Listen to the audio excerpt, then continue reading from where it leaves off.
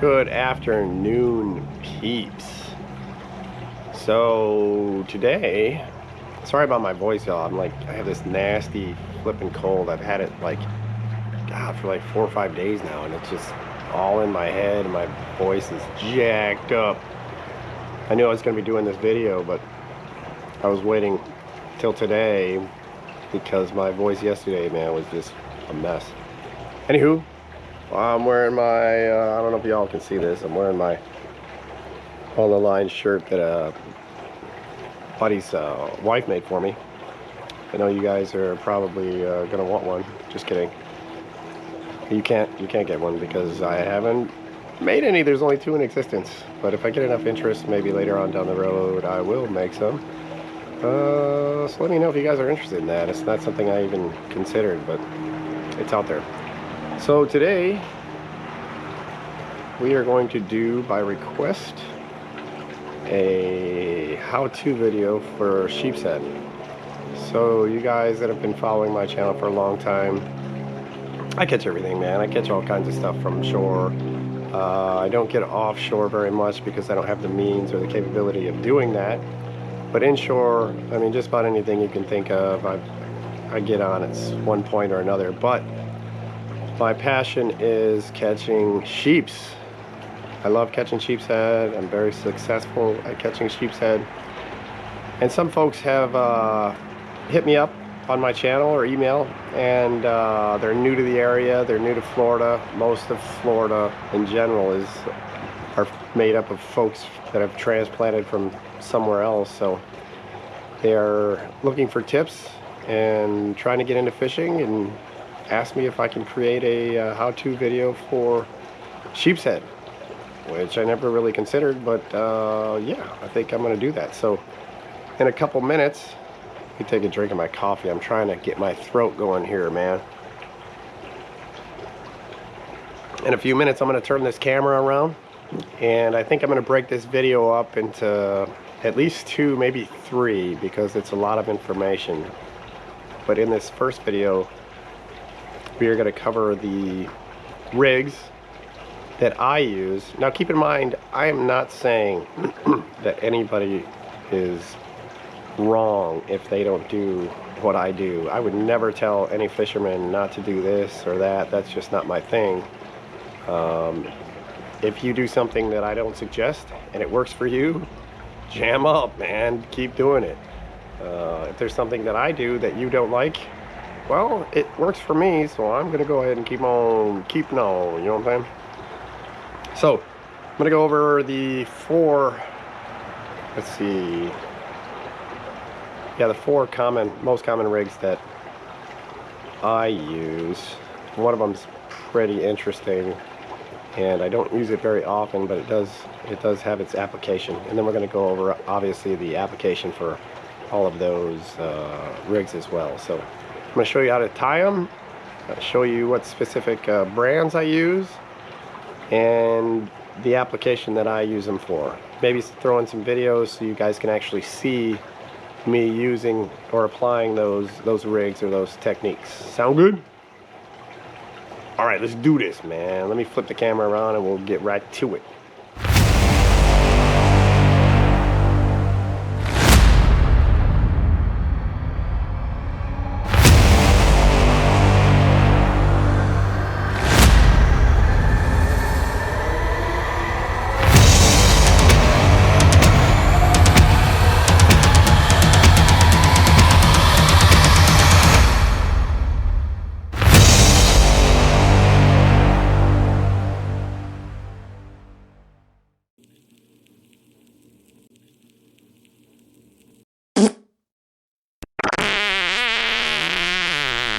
Uh-oh. All right, y'all, moving right into it. Check out my cup, dude. Isn't that dope? My mother-in-law got me for that, for my, I don't know if it's Christmas or birthday or whatever, but hell yeah. All right, so the rig I use 90% of the time, actually more than that, probably like 95% of the time, is the jig. These are the 2 jigs I use. This one here is made by a local guy. I love supporting local fishermen and local folks that make fishing gear and or equipment.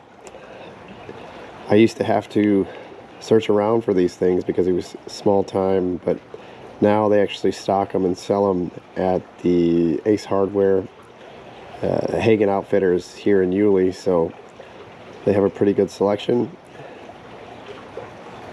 They come in different colors, different sizes. Yeah. This is the second jig I use. It's called the Bridge Donkey, and they sell these at my bait shop, which is Amelia Bait and Tackle. They both work very well. I like to use the Bridge Donkey jigs, and I'll show you why, when I have very large mud crabs. So the Bridge Donkey jigs have a little bit more hook than the Fish Taco, if you can see the comparison there. So with a little bit more hook, I can use these and get much more of that larger crab on. I'll also use these with like hunks of blue crab, but we'll get into bait in the next video, I believe. Right now I just want to talk about rigging and what I use. So the reason I use jigs, a lot of folks, you know, specifically third place Sully, are not jig people. I get it, but I like them because you can feel everything that's going on with that fish. And I'm one of these people where when I set a hook, dude, I will send these jokers to the dentist and or hospital. I mean, I pull half their face off, and two things happen. Either I get a massive, awesome hook set, or I jerk that thing out of the water and hit myself in the face, or send that jig flying to the moon, man. But so with the jig, you know, it obviously sits on the bottom. They make jigs. There's some called the bottom sweeper jigs, which are super expensive, and these are similar. They're almost the same exact thing, honestly, but they sit on the bottom, so you have your bait presented pretty much like that. You'll have your crab on the hook here, and I'll show you how I hook bait in the next video and what baits I use. But so it sits on the bottom, and what I'm doing is constantly checking the bottom. I always have tension on my line, so you'll see me in my videos continuously manipulating my line because I'm looking for that bottom. The surface of the bottom there is not always the same height, obviously, so you'll see me release the bail, and if I fall in a hole or if the elevation has changed, just so I can keep that little bit of tension on the line. Now, the advantage to the jig is you can feel everything, man. I've been doing this for so long now where I know if it's a little fish, I know if it's one of those little croakers, I know if it's a redfish. I mean, different fish hit differently, and the more you do it, the more you get used to the feel of that fish, and you can kind of identify them really quick. I know in one of my videos with Visual Lee, he specifically asked me, he's like, hey, was that last bite you got a sheep? And I'm like, absolutely it was, and I was correct.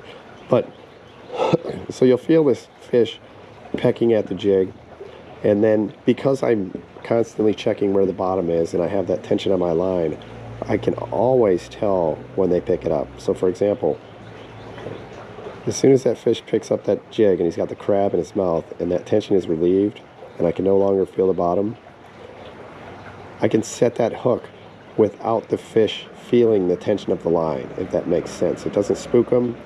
Even the weight of the jigs doesn't spook them. Sheepshead are used to picking up oyster shells and rocks and stuff when they are feeding off the bottom, so that doesn't bother them at all. But I can get a really, really good hook set because I know it's in his mouth, and all I got to do is swing for the fences and rip his daggum teeth out. A lot of my hook sets are like in the inner mouth. I mean, I have them coming out of like nostrils, coming out of eyeballs. I mean, they are hooked and they are not going anywhere. It's pretty rare that I actually miss a fish when I get a good hook set.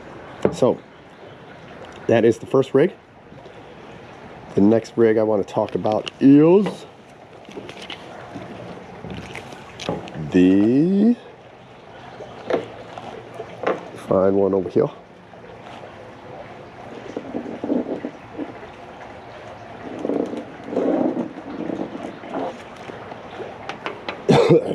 Sorry about the coughing, guys. My throat's jacked up. Carolina rig. Now, this is the rig that Visual Elite almost exclusively uses for sheep. Extremely effective. So what we have here is our hook. And I'll talk about that in a minute, what kind of hooks I use. Like I said, I'm not going to tell other people not to use this, that, and the other. That's not my thing. But I'll tell you what I use and why I use it. And I have opinions about it. Connected to your leader. And this is probably too much leader. I just tied this. And I probably would end it about right there. Visually, if you watch him fish on his channel, he does not have a very long leader. Connected to your barrel swivel. Connected to your braid. And you're going to have a little bead there to protect the knot. It's not a must. You don't have to have that, but you're really going to beat up that knot if you have a heavy weight on there. Then you're going to have your weight and your mainline braid there. Now, what size weight you use depends on how deep the water is and how much current there is, obviously. So if you got a lot of current and you got to get it down to the bottom quickly, you're going to use a heavier weight.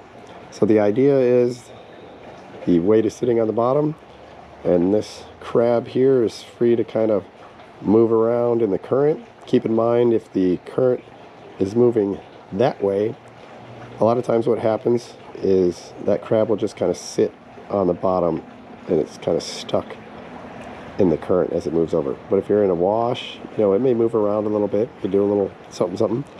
Now, the reason that I don't use this rig a lot is if the fish picks this crab up, for example, if he picks your bait up, you're not gonna know. You may feel a little tug, but you almost have to check your line like this before you realize there's a fish on it and you can set the fish.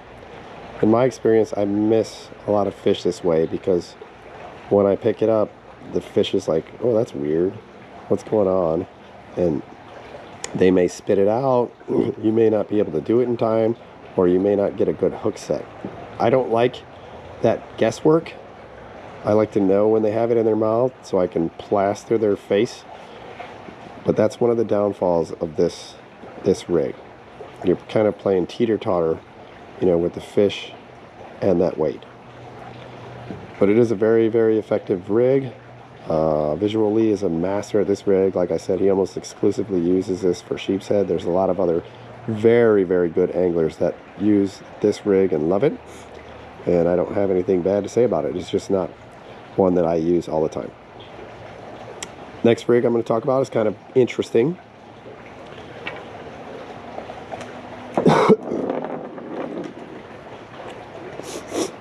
That is this joker right here. And I don't know what you call this joker, but it's application, okay? So what we have here is a hook connected to leader line, and this is too much leader again.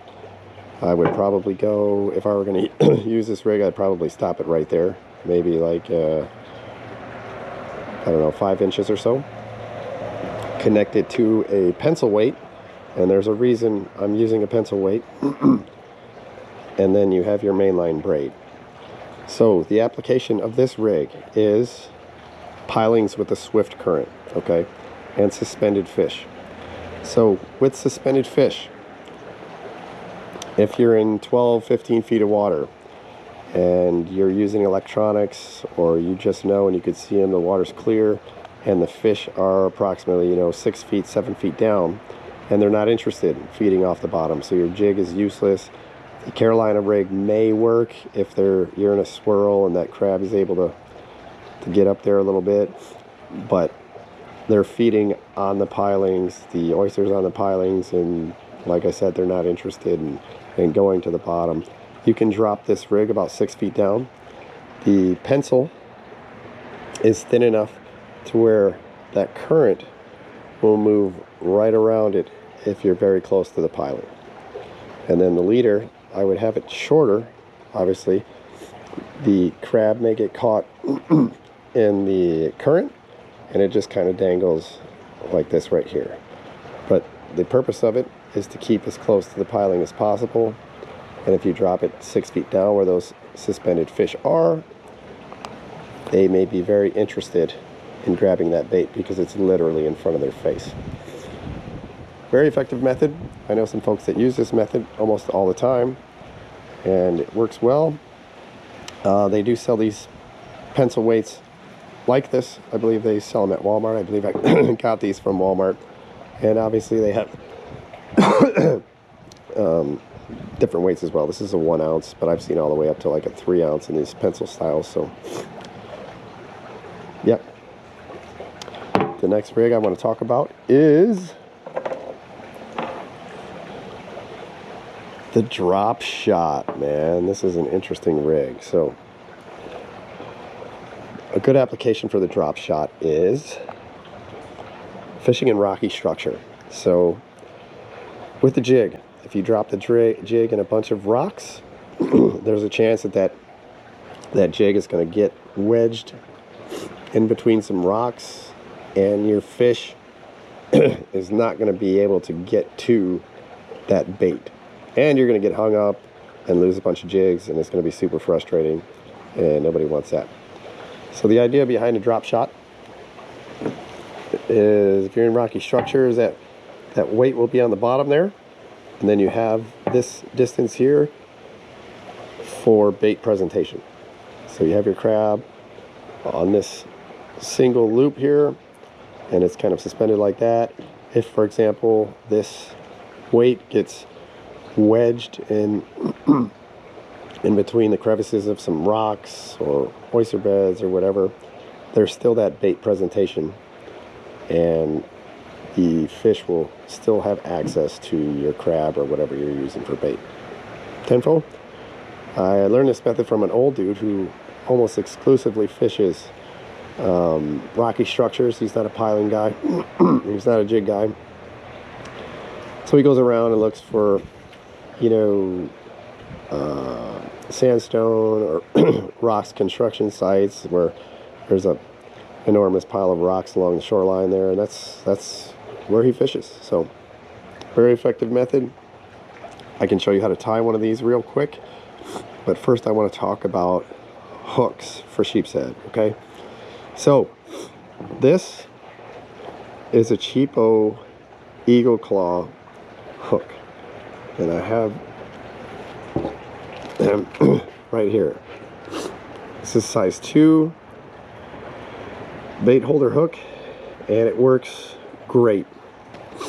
I have nothing against circle hooks. I know people that exclusively use circle hooks for sheepshead, and they're very successful. I am not. I have a lot of difficulty getting a good hook set with a circle hook on a sheet. And I believe the reason for that is they have a face full of teeth. And on the upper and lower portion of their jaw, they have these bone structures like columns that they use to crush up, crabs, oysters, any crustaceans that they feed on, snails, stuff like that. And trying to get in between those teeth, we'll call them, is pretty difficult.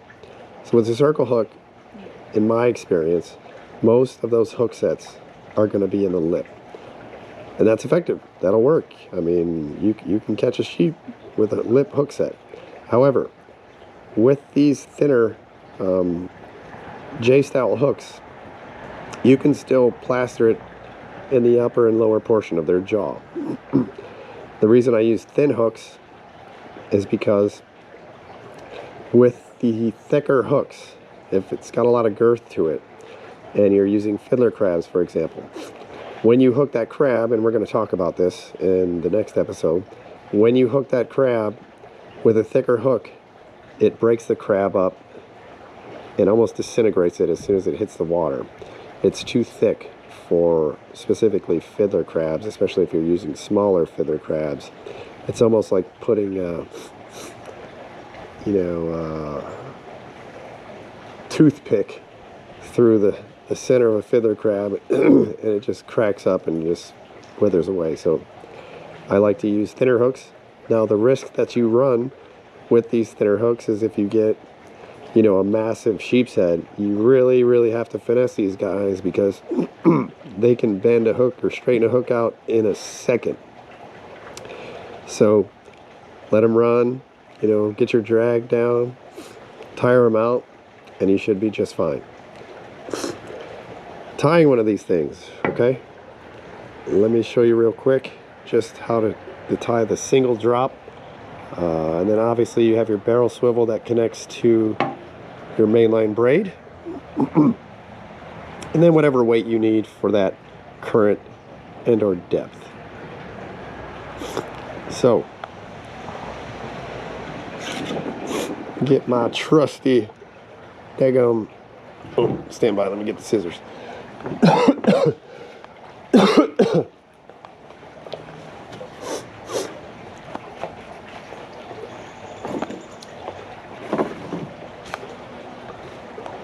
Alright, I'm back. Let's get one of these here hooks out. So, cut whatever length you want. If you're using a drop shot, I would suggest using at least 2-3 feet. So we cut our length of braid, or of leader. Now with that leader, and I hope you can all see this, you're going to make a circle, okay? That's it. You have your circle. Now you have your two ends, right? So you can take one of these ends and just keep wrapping it inside the circle. 1, 2, 3, 4, 5, 6. All right, so you have that little 6 wraps. Look for the center wrap. Then you're going to separate that center wrap, okay? So there you go. You got a little separation there. Hopefully you can all see that. Take the base of your circle here, put it through that opening, so that's what you have, right? Then I'm going to hold this circle right here with my teeth and pull each end. So I'm going to pull this tag, and I'm going to pull this tag, and we're going to end up, I'm going to try to do it here without having to stick it in my teeth, so you guys can see what I'm talking about. Maybe I'll be able to do it. All right. It's much easier. Oh, it's much easier in your teeth. All right, let me just try this.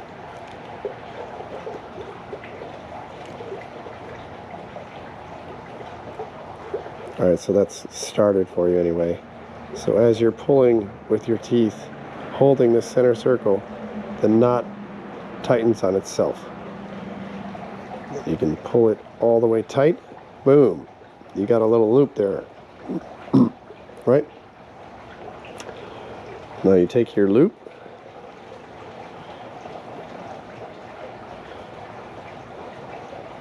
flatten it out on the end there.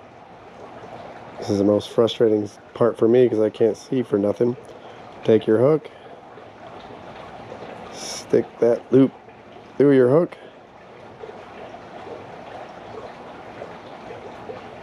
wrap it around, and boom. Now you got a hook on there. You can tie one end to your weight, the other end to your barrel swivel to your main line, and you got yourself a drop shot. Tracking? Awesome. All right, real quick, let's talk about leader line, okay? everybody knows I'm thrifty. You don't need to spend a gazillion dollars on fishing equipment to be successful. Like I said, these Eagle Claw hooks are probably like $2, man. My leader is the same way. So I buy a huge roll of leader line. This is 20 pounds. You can get it from Walmart. I like to use mono because it's got that elasticity to it. I also like this stuff here. I can get it from Amelia Bait and Tackle. This is 25 pound. I typically use either 20 or 25 pounds. For my braid, I use the cheap stuff as well. And I typically use 20 or 15 to 20 pound braid. So that's all I have for you as far as rigs are concerned in this episode. In the next show, we're going to talk about the the baits I use and how I go about hooking them to my rigs. Thanks for watching, y'all. And I will pick up where I left off in the next episode. Peace.